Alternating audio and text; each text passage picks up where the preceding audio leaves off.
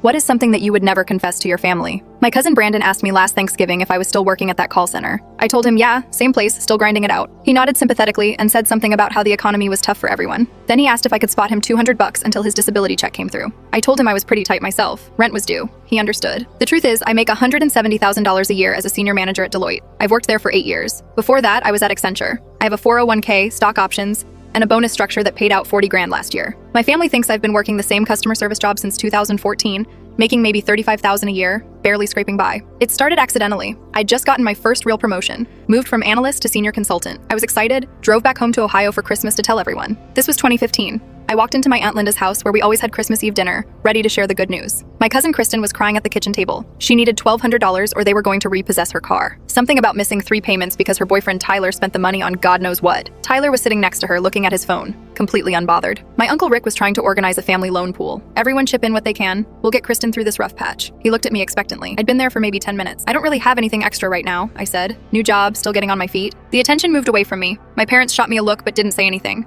We talked about it in the car later. You're not obligated to fund Kristen's disasters, my dad said. That's the 4th car crisis this year. My mom agreed. She'd been lending money to her sister Linda for 2 decades and had seen maybe 30% of it paid back. You worked hard for what you have. You don't owe them an explanation. The next year, Kristen needed money for rent. Brandon needed money for court fees from his second DUI. My cousin Ashley needed money because she'd loaned money to her friend who never paid her back. Linda herself needed money for some medical bills that may or may not have been real. I kept my job description vague. Customer service, I'd say. Tech support, kind of. They nodded and never asked details because they weren't really interested. They were just waiting for their turn to talk about their own problems. By 2018, I had the character down. I'd show up to family events in old jeans and regular t-shirts. I drove my 2011 Honda Civic that I'd kept specifically for these visits, even though I had a BMW 5 Series parked at my apartment in Chicago. I'd complain about my landlord, about how expensive everything was getting, about how I was thinking about picking up a weekend job for extra cash. They ate it up. Poor David. Can't catch a break. At least we're not as bad off as David. The GoFundMe started around 2019. Someone always had a crisis. Kristen's kid needed braces. Brandon's apartment flooded. Tyler got fired and needed money for job training courses that were definitely a scam. Ashley's car broke down. Linda needed a new furnace.